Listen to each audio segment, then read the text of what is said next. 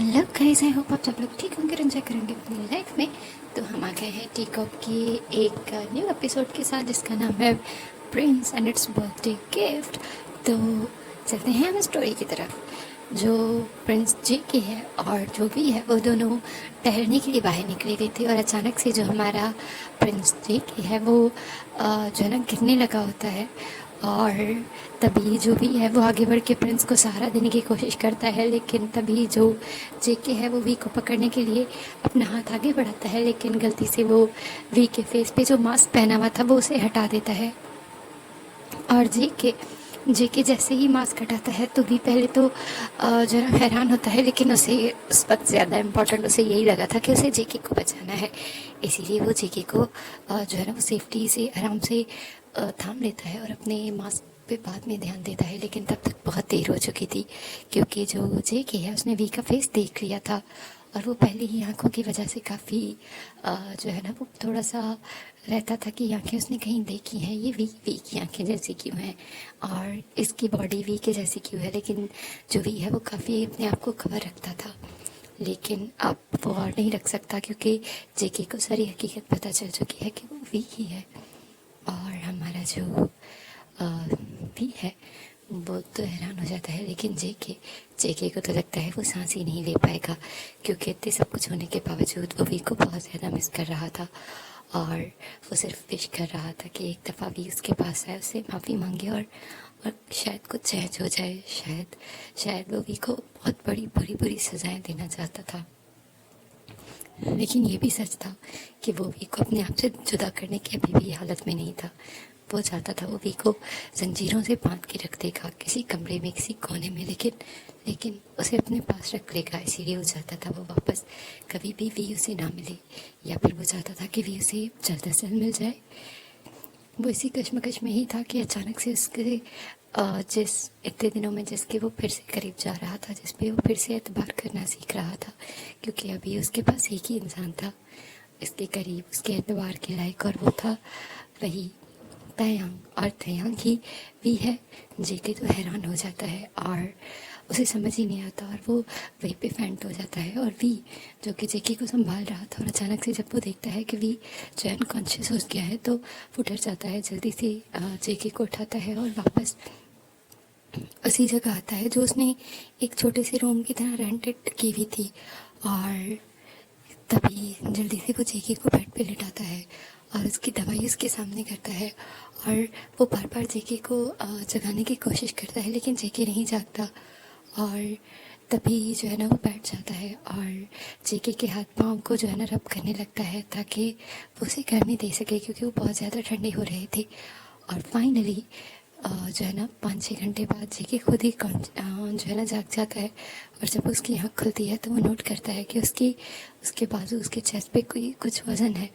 तभी वो आंखें खोलता है और देखता है कि वी उसके जो है ना कंधे और चेस्ट के बीच में जो है ना अपना सर रख के सो रहा है, उसका हाथ पकड़ के। और जेके को वी को इतने दिनों बाद देख के बहुत अच्छा लग रहा था, लेकिन वो चाहता था उसे छू ले, उसकी आंखों को खोले, क्योंकि वो वी की उन ब्लू आइज़ में देखना चाहता था जो उसे हर वक्त याद दिलाती थी।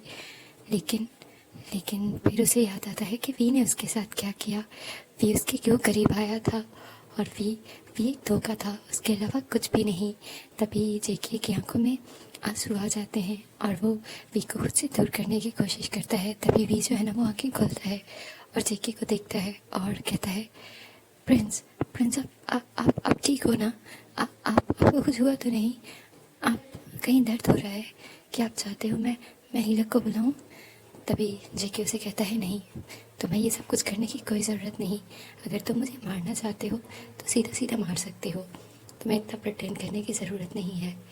तभी वी उसे कहता है, प्रिंस मेरी एक दफ़ा बात। तभी जेके जो है ना बात सुनने के बजाय उठता है और साइड में जाता है और दरवाज़ा खोल के बाहर आ जाता है, और वहीं पे जो है ना एक बेंच पे जाके बैठ जाता है। और वी जो है ना कुछ टाइम बाद उसके पास जाता है और कहता है, प्रिंस पानी पी ले, आप इतनी देर से अनकॉन्शियस थे, आपको प्यास लगी होगी।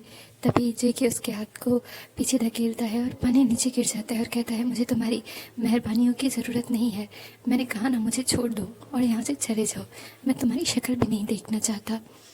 और भी जो है ना वो परेशान हो जाता है कि अब वो जेके को कैसे एक्सप्लेन करे, कैसे समझाए। इसी डर से तो वो इतने दिन तक फेस मास्क पहन के घूम रहा था ताकि जेके ठीक हो जाए। और फिर फाइनली जब वो जेके को किसी अच्छी जगह ले जाएगा, सिक्योर जगह जहाँ पे जेके की अपनी सिक्योरिटी और लोग उसके आसपास होंगे, तभी वो उसे सब बताएगा। लेकिन अब यहाँ पे इस तरह से उसने सोचा भी नहीं था। तभी जो भी है ना वो चुपचाप जाके बैठ जाता है और जेके वो बाहर ही बैठता है और बारिश स्टार्ट हो जाती है। लेकिन जेके अंदर ही नहीं आता, तो भी जाता है और कहता है प्रिंस प्लीज़ आप अंदर चलिए, मौसम ख़राब हो रहा है, बारिश हो रही है, अगर आप और देर यहाँ रुके तो आपकी तबीयत ख़राब हो जाएगी, प्लीज़ आप चलें यहाँ से।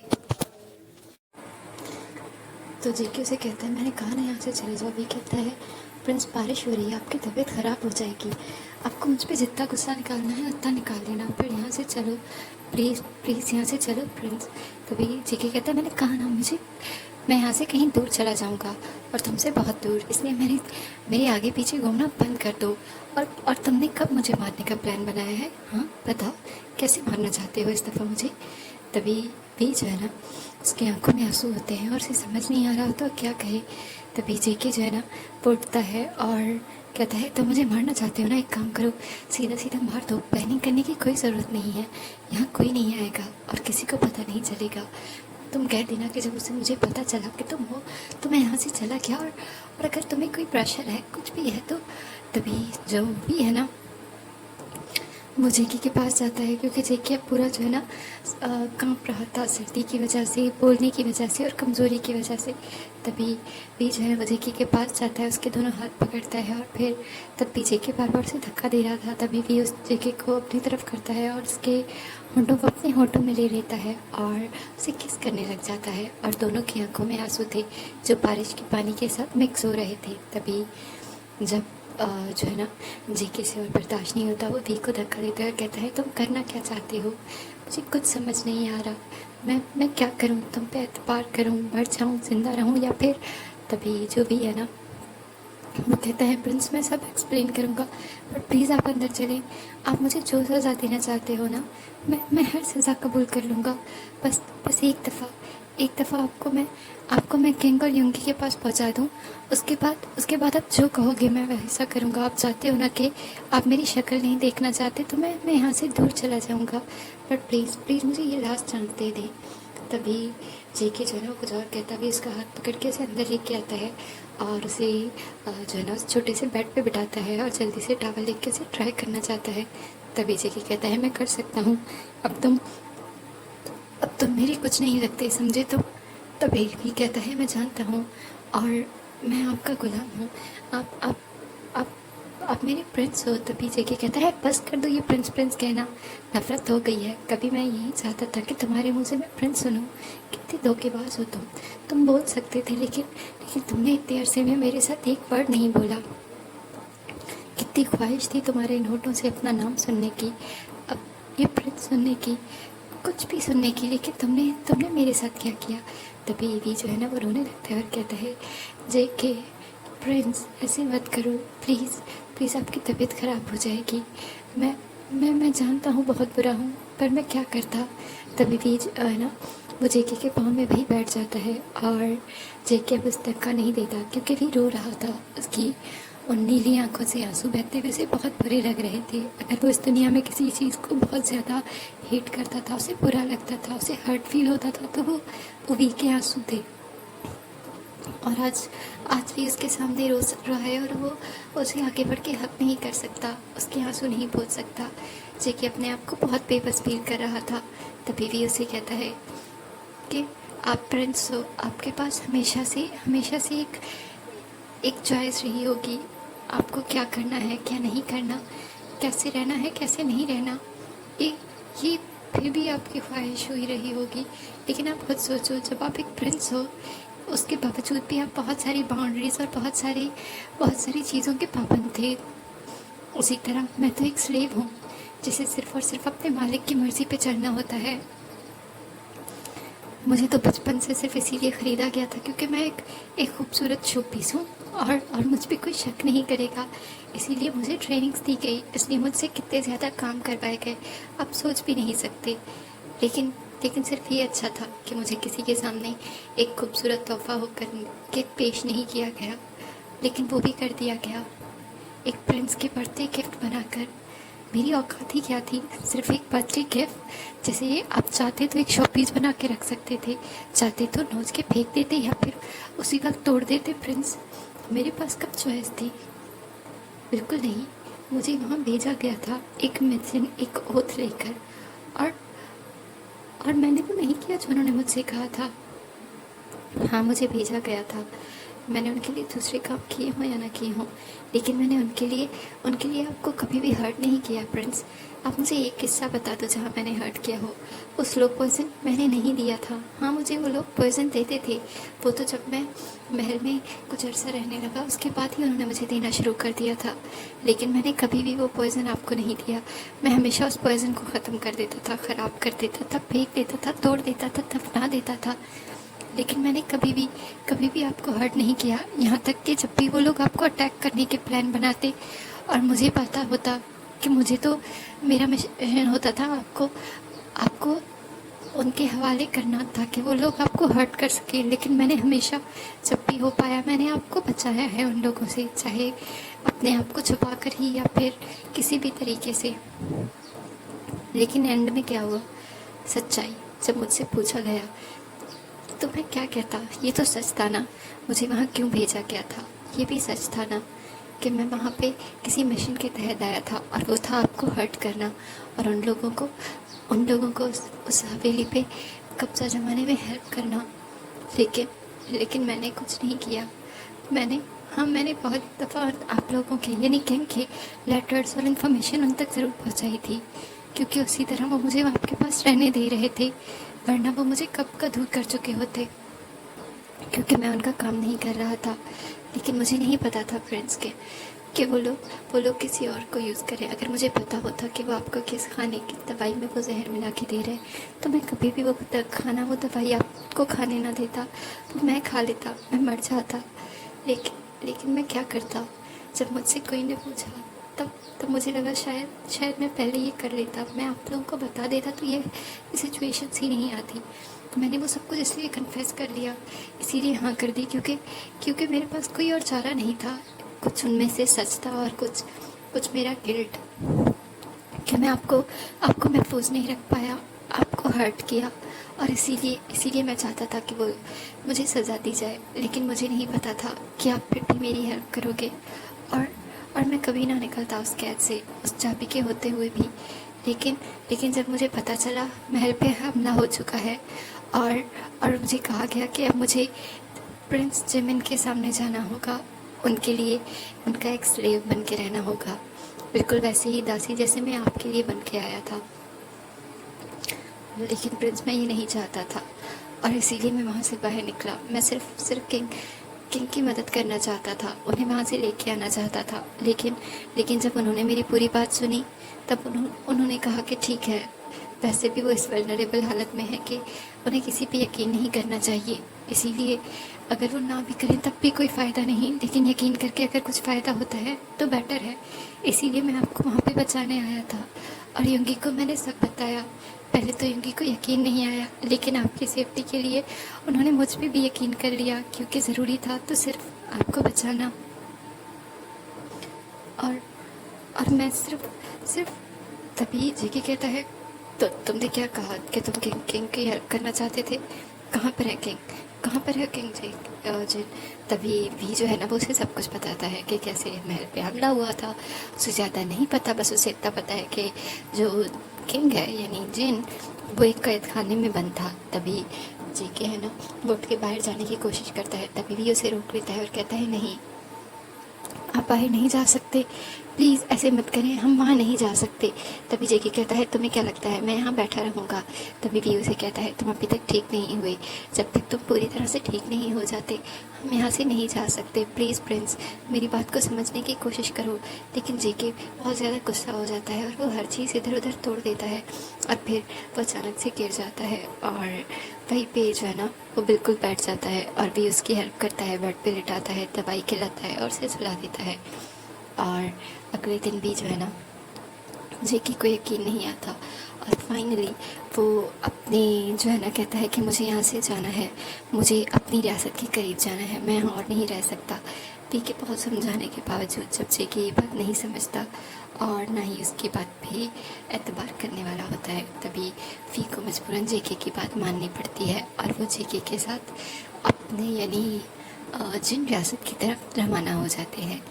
और जेके जो है वो बार बार थक रहा था और वो बार बार जो है ना लेकिन फिर भी रुक नहीं रहा था और आगे चलते रहना चाहता था। भी उसे बार बार सपोर्ट के लिए कहता या फिर उसे उठाने के लिए, लेकिन जेके मना कर रहा था। अब तो वी भी थकने लगा था और उनको चलते हुए बहुत टाइम हो चुका था। तभी वो दोनों एक पेड़ की छाँव में बैठ जाते हैं और यहाँ पे ठंड पड़ रही थी और क्योंकि ये पहाड़ी इलाका था। और तभी वी कहता है, प्रिंस मुझे लगता है आपको ठंड लग जाएगी और जिस तरह सा मौसम है मुझे लगता है हमें रात होने से पहले कोई भी जगह ढूंढनी होगी, कोई शेल्टर। तभी प्रिंस कहते हैं कि नहीं, हमें जल्द से जल्द यहाँ से निकलना होगा, ये गहरा जंगल है वरना हम इस भूल भुलैया में फंस जाएंगे। और जेके उठ के आगे चलने चाहता है। वी उसे रोकना चाहता था लेकिन वो प्रिंस को कुछ नहीं कह पाता, वो उसके साथ चलता रहता है। और फिर फाइनली वो थोड़ा ही आगे आए थे कि बारिश स्टार्ट हो गई और अंधेरा स्टार्ट हो गया और जेके उसकी तबीयत ख़राब होने लगी, यानी उसे ठंड लग रही थी। और वी जल्दी से जाके जेके को एक कोट पहनाता है और कहता है, प्रिंस मैंने कहा था ना हमें शेल्टर ढूंढना होगा। लेकिन उसे आसपास कोई शेल्टर नहीं मिलता और जेके अब उसकी बॉडी जो कि ऑलरेडी ही उसका इम्यून सिस्टम बहुत ज़्यादा वीक हो गया था, उसके लिए थोड़ी सी ठंड भी बहुत ज़्यादा लगने लगी थी, वो कांपने लग गया था। और भी जो है ना वो इधर उधर भाग रहा था। अंधेरे में उसे समझ ही नहीं आ रहा था कि वो कैसे कैसे एक शेल्टर ढूंढेगा, वो कैसे जल्द से जल्द जो है ना वो जेके की हेल्प कर पाएगा। और फिर बहुत मेहनतों बाद उसे फाइनली एक छोटा सा कार जो है ना वो मिल जाती है, केव। वो उसमें जाता है और फिर वहाँ पे देखता है कि कोई ख़तरा तो नहीं। जब उसे यकीन हो जाता है कि यहाँ कोई ख़तरा नहीं, तभी वो वापस आता है और जेके को वहाँ से ले जाता है जहाँ पे उसने जेके को बिठाया था। और फिर वहाँ पे अंदर आने के बाद यानी उनके बैग में सिर्फ खाने पीने की कुछ चीज़ें थी और वी को समझ नहीं आता कि जेके के लिए वो क्या करे, क्योंकि जेके अब बहुत ज़्यादा कांप रहा था। तभी वी जो है ना वो कुछ लकड़ियाँ कलेक्ट करता है, लेकिन सारी गीली थी। उनमें से जो 2-3 लकड़ियाँ ड्राई थी उनको आग से जला कर रख देता है और जेके को उसके पास बैठाता है और जेके के जो अपर रोब्स हैं उन्हें रिमूव कर देता है और उन्हें सुखाने के लिए रख देता है। और वो अपने साथ भी ऐसे ही करता है क्योंकि उन्हें ठंड ना लग जाए, इसके लिए ये ज़रूरी था। और वी को भी अपना ख्याल रखना था, तभी तो वो जेके का ख्याल रख पाएगा। जेके और वी जो है ना वो दोनों बैठ जाते हैं और जेके काँप रहा था। तभी वी जो है ना वो जेके के करीब जाता है और जेके के हाथ पे हाथ रखता है। पहले तो जेके अपना हाथ दूर कर लेता है, लेकिन फिर जब दोबारा वी ट्राई करता है और जेके को उससे गरमाइश का एहसास होता है, तभी जेके अब जो है ना वो वी को दूर नहीं करता, बल्कि वो वी को अपने पास आने की जो है ना जैसे एक परमिशन दे देता है कि वो थोड़ा सा ठीक से होकर बैठ जाता है ताकि वी वहाँ पे आराम से आके उसे हक कर सके। और वी भी ऐसे ही करता है। वो इतने दिनों से बहुत मुश्किल से बर्दाश्त कर रहा था, उसके पास उसका प्रिंस था लेकिन वो उसे छू नहीं सकता था। लेकिन आज वी जो है ना वो आहिस्ता जेके के पास जाता है और उसे हक कर लेता है और फिर आहिस्ता आहिस्ता जेके की नेक पे के जो है ना जॉ लाइन पे, नेक पे और उसके कॉलर बोन्स पे किसिंग करने लगता है। पहले तो जेके जो है ना वो अपने आप को रोक के बैठा होता है बिल्कुल एक स्टैचू की तरह, जैसे उसे कोई फ़र्क ही नहीं पड़ता। लेकिन फाइनली जेके से जब बर्दाश्त नहीं हो पाता तब जेके भी रिस्पॉन्स करने लगता है और वी को हक कर लेता है और फिर वी को जो है ना वो अपने ऊपर गिरा देता है और फिर वी को किस करने लग जाता है और वो वी के ऊपर आ जाता है और फिर जो उन्होंने इनर पहने हुए थे वो भी रिमूव कर देता है। और दोनों ही उसी जगह उस पत्थरों में जो है ना वो एक दूसरे को छू रहे थे और दोनों की आंखों में आंसू भी थे। ज़रूरत थी, ठंड थी या फिर उनकी डिज़ायर और लस्ट जो उन दोनों को एक दूसरे के करीब होते हुए फील होती थी। और जेके जो है ना वो ज़्यादा वेट नहीं करता और जल्द से जल्द वी के जो है ना अंदर अपने आप को एंटर कर लेता है। और वी जो है ना वो मौन कर रहा था और जेके का नाम बुला रहा था और जेके वो अपने उस प्रोसेस में ही रुक जाता है और वो वी की फेस की तरफ देखता है और उसे किस करने लगता है और कहता है, पता है मैं हमेशा जब भी तुम्हारे साथ जो है ना रोमांस करता था, लव मेकिंग करता था, तो मैं यही चाहता था कि काश कि तुम बोल पाते, काश कि तुम मेरा नाम ले पाते, काश कि तुम्हें मैं इस तरह से मौन करता हुआ देख सुन पाता, लेकिन तुमने कभी नहीं किया। तभी भी कहता है, तुम्हें नहीं पता प्रिंस, मेरे लिए वहाँ पे चुप रहना कितना मुश्किल था, पर मैंने कसम खाई थी, मैं नहीं बोल सकता था। जब मुझे लगा कि अब मैं उनकी गुलामी से अब उनसे आज़ाद हूँ, तभी तभी मैं बोल रहा हूँ, वरना शायद मैं अब भी नहीं बोलता। और वो दोनों एक दूसरे में गुम थे। दूसरी तरफ हमें दिखाया जाता है एक जेल जहाँ पे जो यंगी है उसे बंद किया गया था और जिमिन अंदर आता है और कहता है, बोलो रॉयल गार्ड, क्या तुम अब भी उन लोगों का साथ दोगे? क्या तुम अब भी मेरे लिए नहीं लड़ोगे? क्या तुम अब भी उन लोगों के साथ वफादार रहना चाहते हो? जो कि योंगी, जो कि 2-3 दिन से उन लोगों के पास था, उन लोगों के कैद में हर एक सख्त से सख्त सज़ा बर्दाश्त कर रहा था। उसके पहले तो टेंशन ये थी कि वो जेके यानी जिन को यहाँ से आज़ाद कर पाए, लेकिन अब उसे कहीं पर भी जिन तो नहीं मिल रहा था, लेकिन वो ज़रूर अपने आप को बेबस फील कर रहा था। और तभी जो हमारा जेके है वो अपनी के जो है ना हक करके उधर ही सो रहा होता है और दूसरी तरफ जो जिमिन है वो युंगी के पास जाता है और उसके जो है ना हर्ट फेस को अपने हाथों से छूता है और कहता है, मैं तुम्हें कभी भी हर्ट नहीं करना चाहता था रॉयल गार्ड युंगी, लेकिन तुम अब भी उनके लिए काम कर रहे हो। वो जेके जो कभी भी मर सकता है, वो जिन जो अब तक मर चुका है, और तुम्हें अब भी उस किंग और उस प्रिंस की ज़रूरत है। अब मैं किंग का बेटा हूँ और मेरा फादर किंग है, तुम्हें हमारे लिए लॉयल होना पड़ेगा। तभी युंगी जो है ना वो कहता है, प्रिंस आप मेरे साथ ये मत करें, मैं मजबूर हूँ, मैं उन लोगों को धोखा नहीं दे सकता। तभी जो जिमिन है उसे गुस्सा आता है और कहता है, ठीक है तो सड़ते रहो, जहाँ तुम 2-3 दिन पानी और खाने के बगैर रहे हो ना, वहाँ पे और सही। और वहाँ से चला जाता है और फिर जो दूसरे गार्ड्स थे वो वापस युंगी को पीटने लग जाते हैं और युंगी अपने आवाज़ों को बंद करने की कोशिश कर रहा था क्योंकि वो मजबूर था, उसको ये सब कुछ बर्दाश्त करना पड़ रहा था। और जिमिन बाहर खड़ा होकर उसकी आवाज़ें सुन रहा था, उसे बुरा लग रहा था, लेकिन वो इस तरह उसे नहीं छोड़ सकता क्योंकि वो जानता था कि युंगी इस हाल में भी अपनी उन जिन और जेके की हेल्प करने के अलावा खुद नहीं सोचेगा, इन लोगों के अगेंस्ट जाएगा। इसीलिए उसे सिर्फ एक प्रिंस होने का, एक किंग के बेटे होने का, यानी अपनी सियासत को बचाने के लिए सब कुछ करना पड़ रहा था। और वहाँ से चला जाता है और बेड में जाता है जहाँ पे बेडरूम में ऑलरेडी उसके लिए कुछ दासियाँ जो है ना वो वेट कर रही थी, उसके सामने डांस करने लगती हैं। जिमिन पहले तो उनसे जो है ना देख रहा होता है, लेकिन फिर अचानक उसे युंगी के गिराने की आवाज़ें याद आती हैं, उसका टच करना, उसका युंगी के पास रहना याद आता है। तब से बहुत गुस्सा आता है, सारी चीज़ें फेंक देता है और सारी लड़कियों को बाहर जाने के लिए कह देता है और वो बेड पे गिर जाता है और रोने लगता है। और अगले दिन वो जो है ना युंगी के केबिन में जाता है जहाँ युंगी अब बिल्कुल अधमरी हालत में पड़ा हुआ था। तभी जिमिन युंगी के पास जाता है और कहता है कि अब भी तुम्हारा वही फैसला है। तभी युंगी जिमिन की तरफ देखता है और कहता है कि शायद अब मैं ज़िंदा ही नहीं रहूँगा, अब मैं सर्वाइव ही नहीं कर पाऊँगा, तो मैं किसी की क्या ही हेल्प कर पाऊँगा। तभी युंगी आंखें बंद कर लेता है और जिमिन जल्दी से गार्ड्स को बुलाता है और उसे एक रूम में शिफ्ट करवाता है और जल्दी से हीलर को बुलवाया जाता है। और जिमिन जो है वो उस पूरे टाइम युंगी के साथ होता है।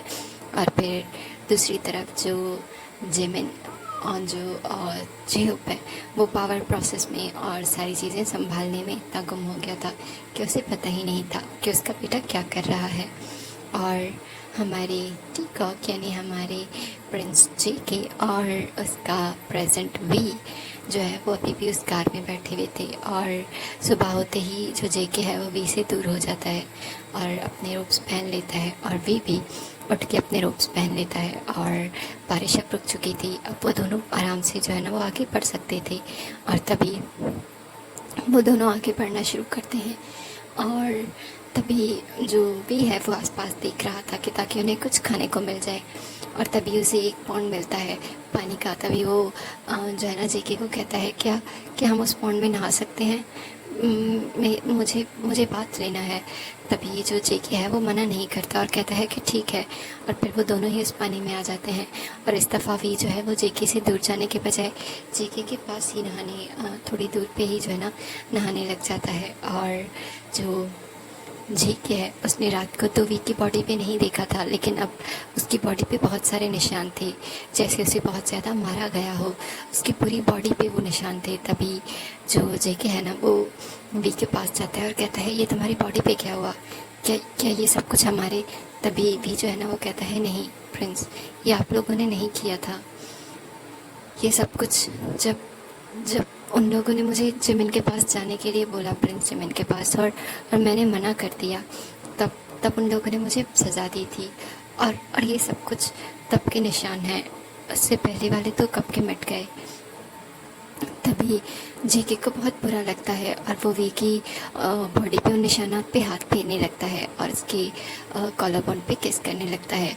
और तभी वी जो है ना वो भी उसकी तरफ मुड़ जाता है और फिर दोनों ही किस करने लग जाते हैं। और वो एक दफ़ा फिर से अपने उस प्रोसेस में गुम हो जाते हैं। और वहाँ से निकलने के बाद जो है ना थोड़ा बहुत जो फ्रूट मिलता है वो खा के वो आगे बढ़ने लगते हैं। और जब वो उस रियासत पहुंचने ही वाले होते हैं तभी वी जो है ना वो कहता है, हम यहाँ नहीं बल्कि नमजून की रियासत जाएंगे। जेके कहता है, वहाँ क्यों? मुझे मेरी रियासत जाना है, मुझे फादर को मिलना है। तभी वी कहता है, मुझे यकीन है नमजून ने प्रिंस जो है ना किंग जिनको वहाँ से निकाल लिया होगा, हमें उनसे मिलना चाहिए। हमें एक अच्छे लोगों की ज़रूरत होगी, स्ट्रॉन्ग। हम ऐसे नहीं जा सकते, अगर गए तो हम खुद कैदी बन जाएंगे, प्रिंस प्लीज़। तभी जेके जो है ना वो वी की बात से एग्री करता है और फिर वो अपनी रियासत के करीब आके वहाँ पे मतलब कुछ लोगों से मिलता है, मार्केट में जाता है। अपने फेस पे उस दोनों ने जो है ना निकाब ओढ़ रखा था। और फिर जब उन्हें पता चलता है कि जो जे होप है वो कैसा किंग है और कैसी रियासत को चला रहा है, सब लोग जो है वो जिनको और उसकी रियासत को याद कर रहे थे और उसी की तारीफ़ें कर रहे थे। और तभी जो जिमिन है ना वो भी उस मार्केट में आता है और वो बहुत अजीब सा और बहुत एटीट्यूड से चलता है। और सब लोग जो है ना उसे जो है ना जेके के साथ कंपेयर करने लगते हैं, जिसकी वजह से जो हमारा कह सकते हैं जिमिन गुस्सा हो जाता है और उन लोगों पे सज़ाएं देने लग जाता है। और सारे लोग जो है ना वो डर जाते हैं और माफ़ी मांगने लगते हैं।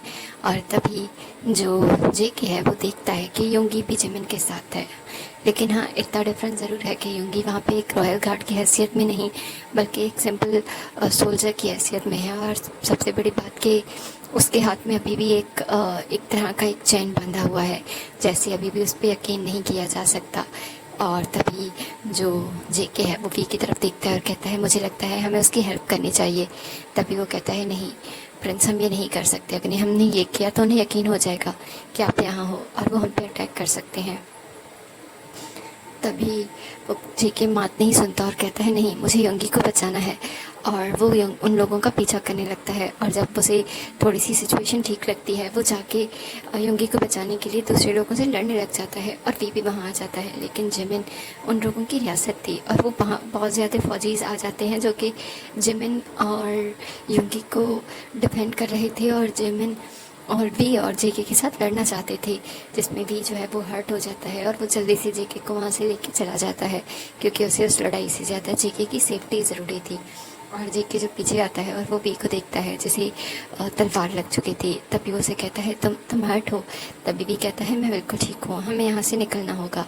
और तभी वी जो है ना वो मार्केट से एक घोड़ा ले आता है जो कि किसी ने बांध के रखा था और वो जल्दी से उस घोड़े को छुड़ाता है और वहाँ से भाग जाता है। और उस घोड़े की मदद से वो दोनों ही निकल पड़ते हैं नमजून की रियासत की तरफ। और नमजून इन सब से अनजान जो है वो अपनी रियासत में बैठा हुआ था। और जब वो लोग वहाँ पहुँचते हैं, पहले तो गार्ड्स उन्हें रोकते हैं, लेकिन जब वो देखते हैं कि वो जेके है तभी वो नमजून को बताते हैं। और जल्दी से जो नमजून है वो जेके को जो है ना छुपा लेता है और महल में जाने के बजाय उन्हें एक साथ वाले क्वार्टर में ले जाता है और फिर उन्हें कहता है कि मैं उनसे वहीं पे मिलने आऊँगा। तभी वी और जो जेके है वो काफ़ी हैरान होते हैं कि जो नमजून है यानी RM वो ऐसे क्यों कर रहा है। तभी वो कहता है कि मुझे ये करना होगा क्योंकि क्योंकि मैं उन लोगों के सामने नहीं लड़ सकता। तभी वी कहता है क्यों? तभी वो कहता है वो लोग यहाँ पे मौजूद हैं, इसीलिए तुम लोगों को सावधानी रखनी होगी। उन लोगों के जाने के बाद हम लोग प्लान बना लेंगे। और तभी जेकी कहता है मेरे फादर जिन कहाँ हैं, जिन कहाँ हैं? तभी नमजून कहता है वो सेफ़ हैं और मैं भी तुम्हें उनके बारे में ज़्यादा नहीं बता सकता, बस इतना जान लो कि वो सेफ़ हैं और वो मेरे पास हैं। तभी जो जेके है वो कहता है क्या क्या हीलर को बुला सकते हैं, भी हर्ट हो गया है। तो नमजून कहता है ओ क्या हुआ, मैं भी हीलर को भेजता हूँ, लेकिन तुम दोनों को यही रहना होगा और ज़्यादा लोगों से नहीं मिलना होगा। बस तुम लोगों को बस एक दो हेल्पर जो आ रहा है वही होएगा और बाकी की चीज़ें तुम लोगों को खुद ही संभालनी होगी। तभी कहता है ठीक है, हम ठीक हैं। तभी जो नमजून है वहाँ से चला जाता है और जेके वी की तरफ देखता है और कहता है क्या सच में हम उस पर यकीन कर सकते हैं? क्या वो हमारे साथ देगा या फिर वो जेहोब के साथ मिल चुका है? तभी वो जो भी है वो कहता है मुझे नहीं पता, लेकिन किंग ने कहा था कि नमजून पे यकीन किया जा सकता है, पूरी दुनिया पे उनके अगेंस्ट हो जाए तब भी नमजून जो है वो जेके और जिन के अगेंस्ट नहीं जाएगा। तभी जिन कहता है और जेके वो कहता है तुम्हें मुझे नहीं पता फादर की बातों का, लेकिन मुझे थोड़ा सा शक हो रहा है कहीं वो लालच में आ गए हों। और तभी जो भी है ना वो जेके के हाथ पे हाथ रखता है और कहता है हमारे पास उन पे यकीन करने के अलावा कोई चारा नहीं, हम लोग अकेले किसी से नहीं लड़ सकते और ना ही कुछ और। मुझे लगता है उनके पास पक्का जिन जो है ना किंग की कोई ना कोई खबर होगी और हमारे पास यही बेटर है, चाहे हमें यहाँ कैदी बन के ही रहना पड़े लेकिन हम रहेंगे। प्लीज़ प्रिंस, और आपको ख्याल रखना है अपनी सेहत का। तभी जो जेके है ना वो दूर होता है और कहता है अभी तुम हर्ट हो, मैं नहीं, मैं बिल्कुल ठीक हूँ।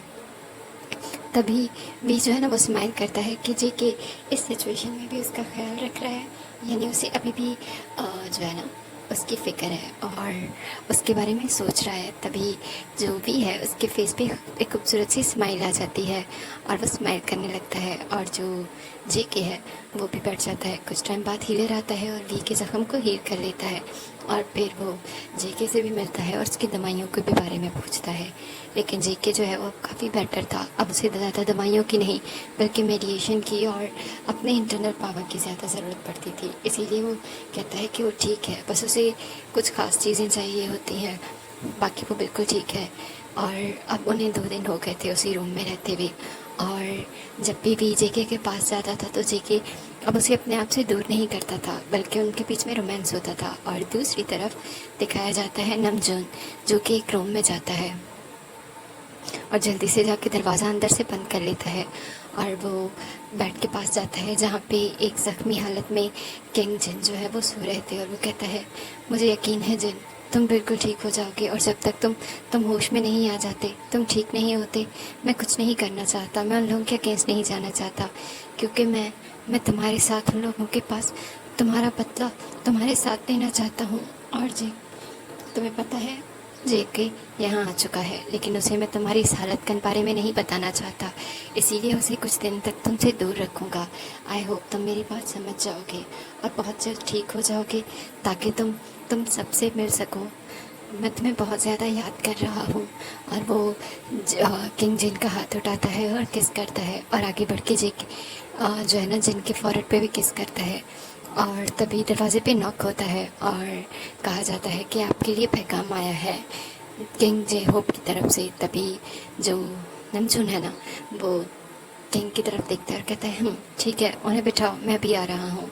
और वो बाहर चला जाता है और भी जो कि अभी जो है ना चुपके से महल से बाहर निकल के आ गया था, वो जिनको ढूंढ रहा था और वो जेके की सेफ्टी पे बिल्कुल भी कॉम्प्रोमाइज़ नहीं करना चाहता था, इसीलिए वो यकीन करना चाहता था कि जो हमारे आरएम यानी नमजून है वो करना क्या चाहते हैं और उन्होंने क्यों उन्हें बंद रखा है और इस महल में जेहोब के लोग क्यों हैं, क्या वो उनके सच में उनके साथ मिल चुके हैं या फिर कुछ और। लेकिन इस सब को जानने के लिए उसके पास अभी वक्त नहीं था, अभी उसे सिर्फ ये देखना था कि नमजून को क्या लेटर आया है और वो स्नेक करने में और चुपके से चीज़ें करने में बहुत माहिर है और वो जल्दी से जाता है। बाकी का नेक्स्ट एपिसोड में, तब तक के लिए जुड़े रहें। Thank you for listening.